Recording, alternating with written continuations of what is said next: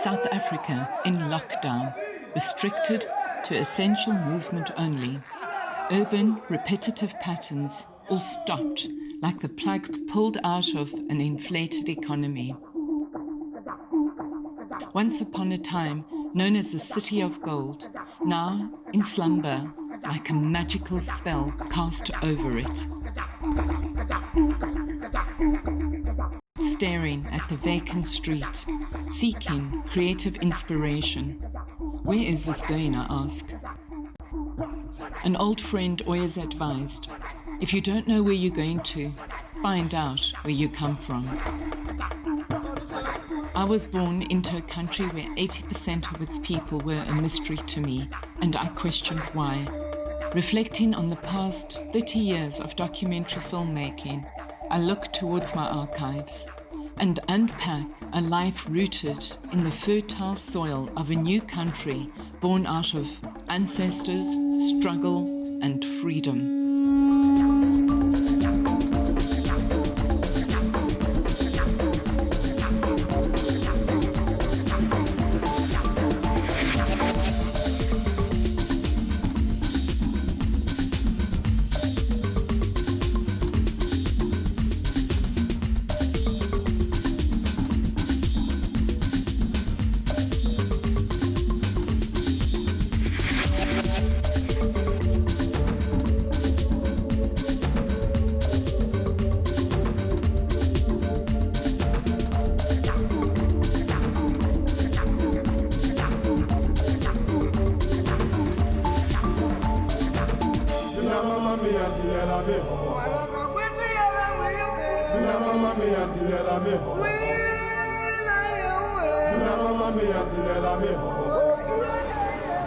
In 1990, apartheid was losing its grip and desperately holding on to the oppressive chains of segregation and control.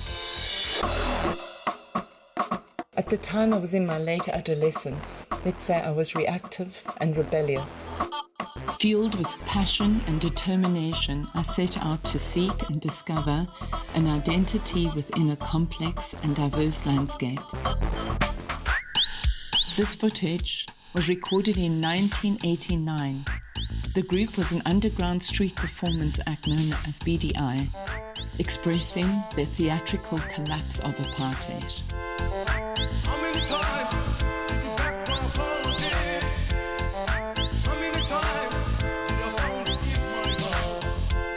1992, Kwaito was the first youth expression that broke free from apartheid.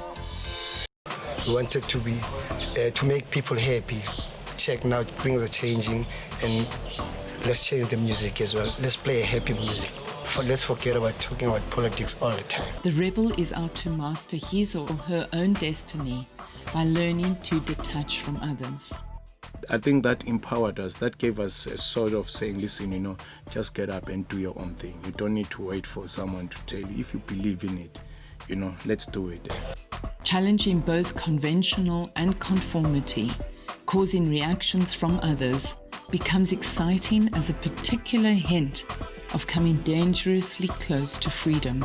Because people are free to explore their sexuality and they're free to say whatever they want to say and to sleep with whoever they want to sleep with. I remember that excitable passion amongst the tribe to define the genre's individuality. President in dance music, internship dance culture. That I can do. But what about politics, Arthur? Politics? I'm a politician myself. Democracy means creating sustenance for your people. I believe that for us artists to drive the Renaissance, we have to find the, avant-garde within us. Art is to heal people. Art is to make sick people happy. Art, free and unregulated, can heal a whole nation.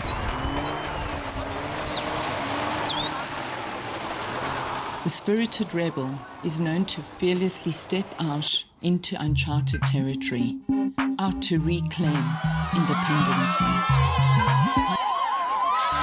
Everyone was excited to be South African as young people, black and white. Boom Shaka come on and they start up with these long dresses and they do the waltz. And then they rush off and they come back. They wear these like tiny dresses. And if you thought the white youth post-apartheid was shocked, when they came back on, it was oh yeah, what's going on here?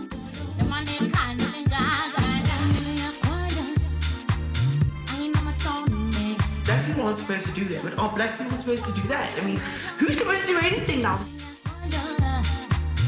They challenged black youth and older black culture. They were revolutionary. Kwaito became a movement, and together we became a tribe.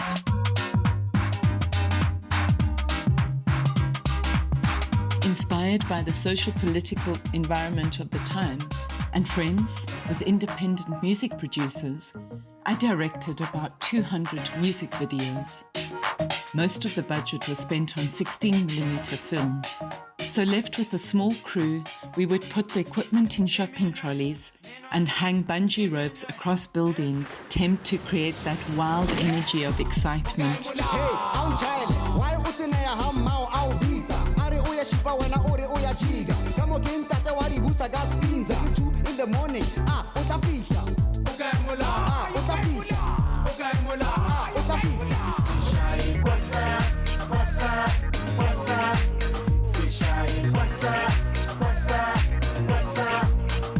Art direction was critical as a signature in creating a look of bright, cheerful colours.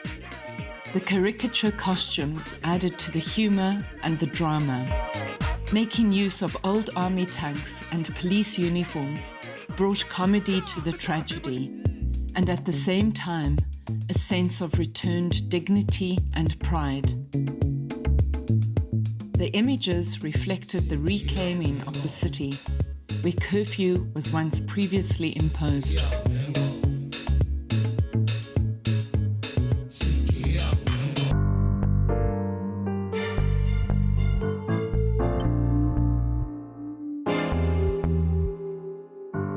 Being curious and wanting to learn about the daily challenges people faced altered my perception.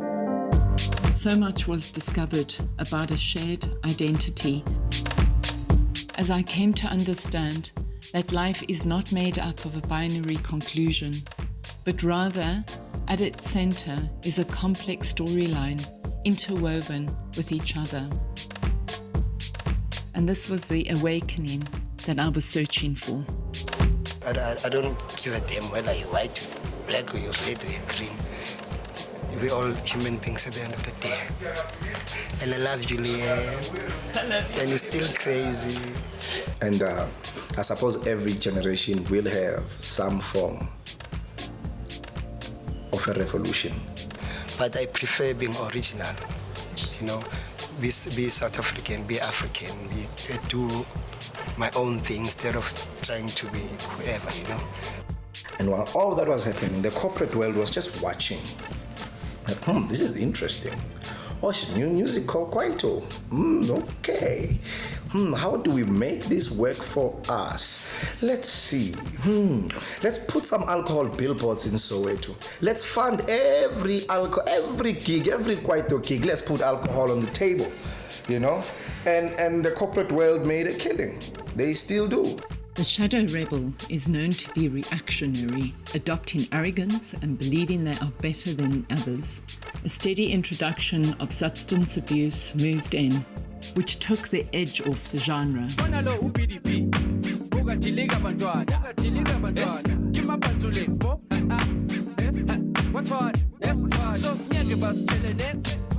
The revolution had happened. In the decade I spent with the Kwaito genre, change became evident. Capital consumer growth poured into South Africa like a tsunami wave. Once a country sanctioned, now an open market to the highest bidder. The passion that drove the spirit was withering. At a later stage, they want to know what was happening. What is Mahlosis?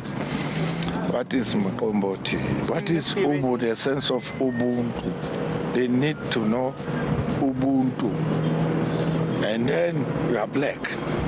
The critical time when we could begin to bring out our social differences and explore social cohesion, our attention was divided into something far more greater, called instant gratification.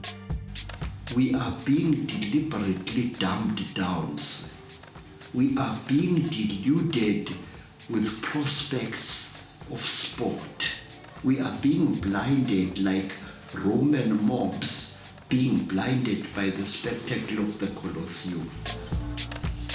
And then you've got this whole idolizing of the American dream.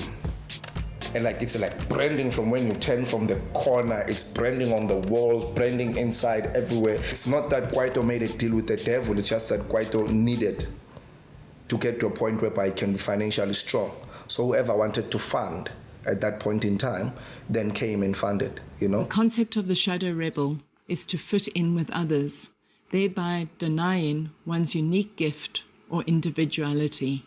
The South African child admires the American dream. It's how they dress, it's how they talk, you know. They prefer that lifestyle to a South African lifestyle because, you know, somebody somehow has forgotten to redefine what a South African lifestyle is. Until in the end, you just say, enough is enough.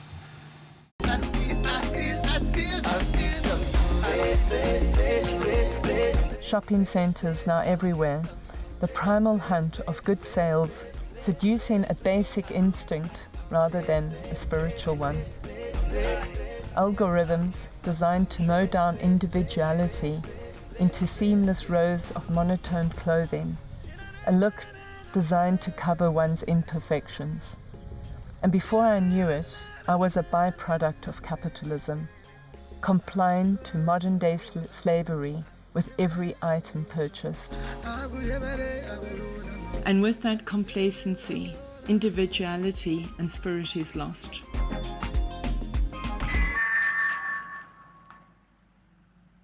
The heart is happiness. I'm happy. That's why I say all these young guys can drive heavy cars and all that. To me, it's spot on. The money is in me. It's my heart. I have money, which is the most important thing. The heart first, the spirit. Aluta, continua. We were all suspended in time at this point, not really knowing where to go next. And I left Kwaito.